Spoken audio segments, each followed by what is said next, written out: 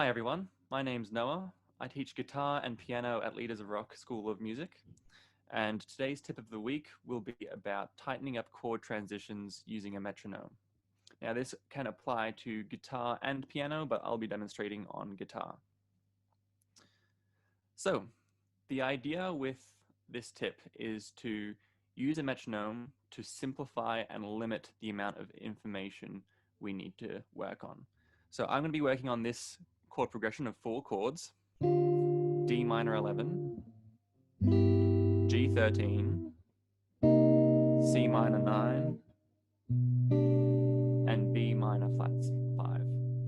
To start off with, I'm only going to be looking at the first 2 chords, D minor 11 and G13. If I was to put another chord into that to work on, that would be more information than I need at this stage. I just need to work on that transition first. The rest can come later. So the way I'm going to use my metronome is by giving myself a period where I have to play the chord. I'm going to have to play the chord on beat 1. So you can either practice them short to give yourself plenty of time to move your fingers for the next chord, like this. 1, 2, 3, 4. 1, 2, 3, 4. Or you can work on connecting the chords by holding them for longer. 1, 2, 3, 4.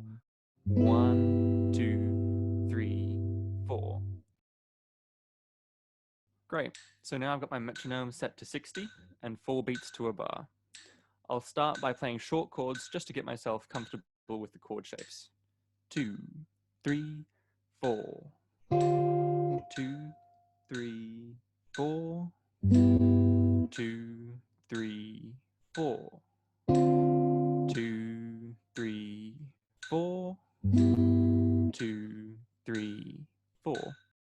Now, if you're finding that you're still not quite making the change cleanly, for example, if you've got some buzzing strings like that, or if you're landing the chords after beat 1, then what you can do is you can slow down the metronome. You don't want to be practicing at a speed where you're still making mistakes. You want to practice the right thing, so we build the right thing into our muscle memory. Practicing mistakes will build mistakes into our muscle memory. So if you need to go slower, that's fine, go slower. If you're starting to get comfortable now with that chord change, we can now, rather than speeding up the metronome, we'll work on connecting the chords more. So I'll put my metronome on and we'll see how that sounds. 1, 2, 3, 4. 1, 2, 3, 4. 1, 2, 3, 4. 1, 2, 3, 4. That went pretty well. I managed to connect the chords and always play them on beat 1 quite cleanly. However, I missed one note in one of the chords, so I should keep practicing that a little bit longer, or give myself shorter chords to give my fingers more time to move. Now that I'm starting to feel pretty comfortable with that chord progression, I can move on adding the next chord in the chord progression. So I'll play G13 to C minor 9. Notice I'm not playing the D minor 11. I don't need it. I've already worked on the transition from D minor 11 to G13. Now it's all about G13 to C minor 9. All right, so because I'm starting this one fresh, I'm going to play them really short again. And eventually, if I get comfortable, I'll start joining them together by holding them longer. 3, 4. 1, 2, 3, 4. 1, 2, 3, 4. 1. I made a mistake. Looks like I'll have to hold the chords for a shorter amount of time. 1, 2, 3, 4. 1, 2, 3, 4. That seems to be a good speed for me, so I would keep practicing at that speed until I feel more and more comfortable. You can then repeat this for the entire chord progression, and once you've got all your chords lined up, then you can start practicing the entire progression like this.